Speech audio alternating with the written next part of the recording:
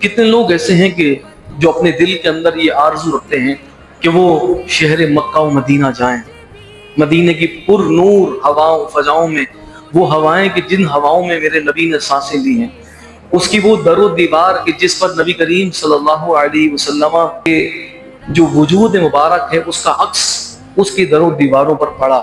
تو وہ ہر ایک کی تمنا اور ہر ایک کی آرزو ہے. ہر ایمان والا اپنے دل کے اندر اس تمنا کو رکھتا ہے.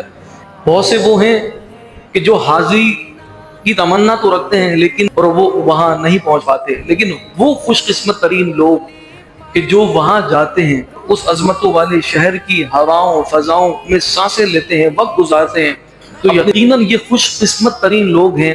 اور یہ اللہ رب العزت کی ان پر ایک بڑا انعام ہے کہ انہیں وہاں جانے کی توفیق عطا فرمائی.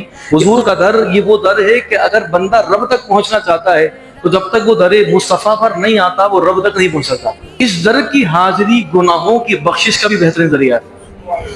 تو اللہ رب العزت کا کرم جن پر ہوتا ہے وہ وہاں پہنچتے ہیں.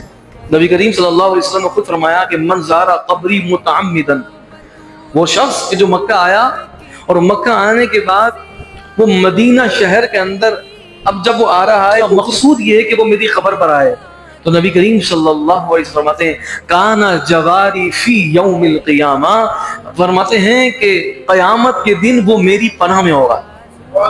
اللہ ذرا غور تو کیجئے کہ جو حضور کی پناہ میں آ گیا، جو حضور کی آغوش رحمت کے اندر آ گیا، تو اس کو تو پھر حقیقی پناہ مل گئی نا. کسی نے اپنی فکر کا اس طرح سے اظہار کیا کہ اس نے کہا نبی کریم صلی اللہ علیہ وسلم کی میلاد تو مکے میں ہوا، حضور علیہ الصلوۃ والسلام کا وصال مکے میں کیوں نہیں ہوا؟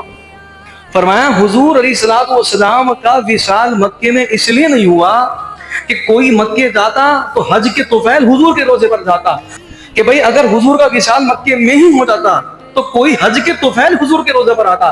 اللہ تبارک و تعالیٰ نے چاہا کہ کسی عبادت کے طفیل کوئی حضور کے در پر نہیں آئے، بلکہ الگ سے اس کے لیے ارادہ بھی کرے، اس کا قصد بھی باندھے اور پھر حضور کے در پر جائے تاکہ اس کو وہ برکات ملیں.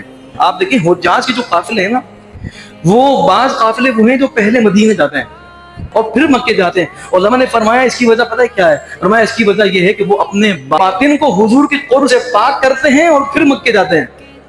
اور فرمایا بعض قافلے وہ ہیں جو مکے سے مدینے آتے ہیں.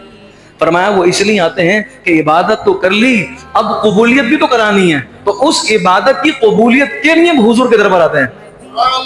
فرمایا دونوں طرح برکتیں ہی برکتیں ہیں، چاہے پہلے حضور کے در پر چلے جاؤ چاہے بعد میں آ جاؤ. پہلے جاؤ گے تو باطن پاک کر کے وہاں جاؤ گے، اور بعد میں آؤ گے تو جو عبادت کی ہے اس کی قبول